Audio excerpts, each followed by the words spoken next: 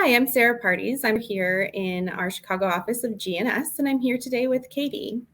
Hey, Sarah. Yeah, I am Katie Weaver, and I am an account director, but I am based out of our New York office. Great. Katie, it's great to be here with you talking about some of our advanced manufacturing clients who we both work with on today's episode of G&S Inside Story. So, we'll be talking today about the importance, complexity, and nuances of messaging for advanced manufacturing. And when we talk about messaging here, we're not really talking about talking points or a talk track for a specific issue, but we're really talking about the North Star that guides everything a company communicates. So it's really going to be at the heart of anything from your sales collateral to your website to your social presence to crisis response. And it really is meant to get everybody speaking the same language. It's that, again, North Star that you can return to so you know how to talk about your company or your product. And so I know it seems a little abstract, but it's a very important foundational part of any manufacturing business. Katie, why do you think that is? So, as we've said, we both work in this space. So, we are both very well aware of the fact that the products and the services that are offered in this space are extremely technical, they're very complex. So, I think having a defined message and a defined messaging strategy can really help to enhance kind of that overall marketing effectiveness across the board. I found a study that I read the other day from McKinsey and Company that kind of drove this all home. And it said that 87% of B2B buyers talked about how important it is for suppliers to demonstrate a really consistent brand messaging strategy. And it really goes to show how it can help in consistent communication of those like complex value propositions.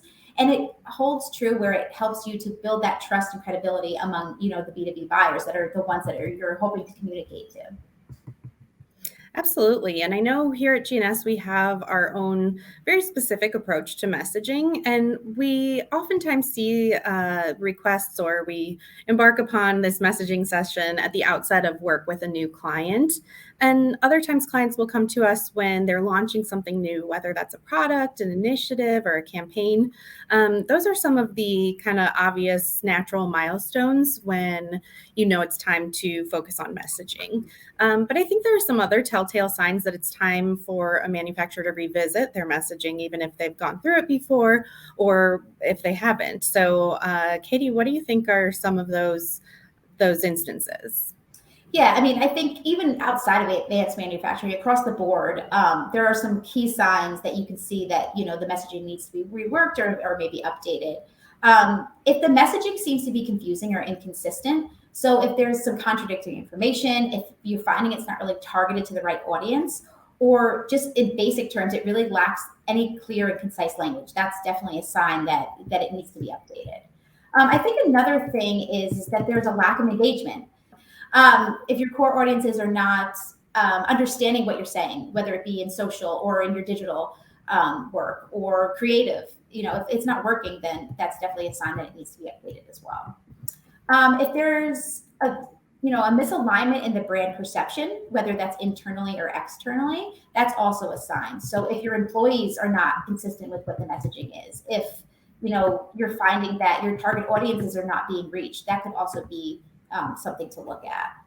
And like Sarah mentioned before, changing the focus or expansion. If there's a new direction that the company is heading in, it's certainly time to update that messaging.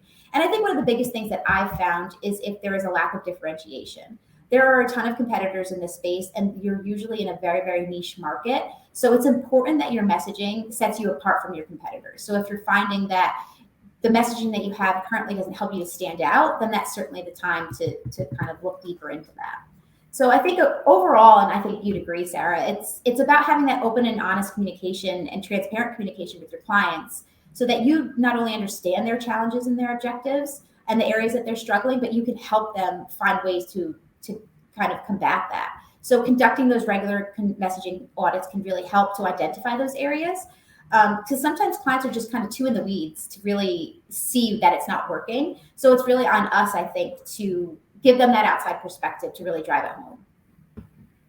Yeah, I think those are definitely really clear signs and important things to keep in mind. And I think that it's also important to consider that every manufacturer is going to require different levels of support at different times when it comes to messaging.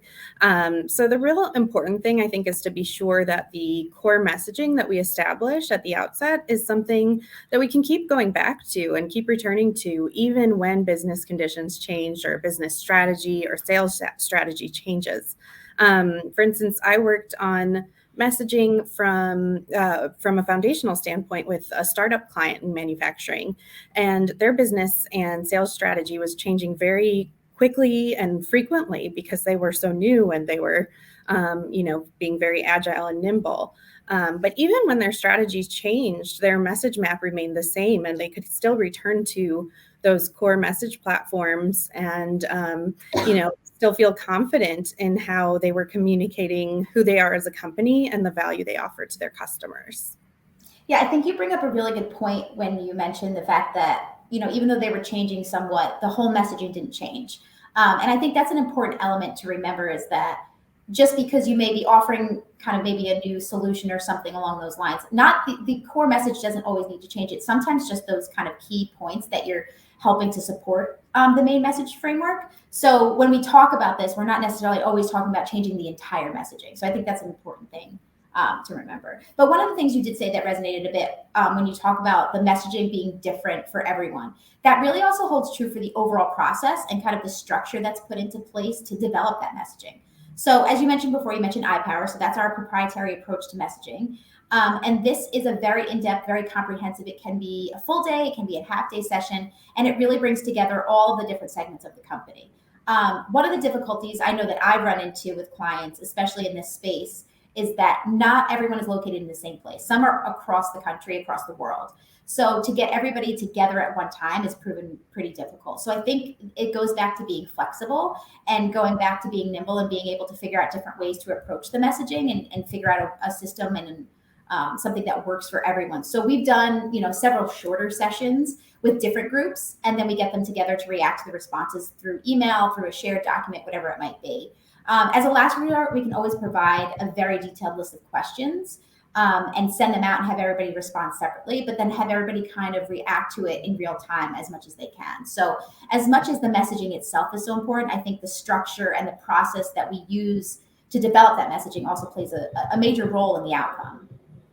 Absolutely. And I think that's kind of the most difficult part. I mean, it all takes a lot of thought, but that's the most painstaking part, really. Once we've determined the structure and the venue, I think it really gets fun. It's a fun challenge. So it can seem really daunting and intimidating to build something like this from the ground up.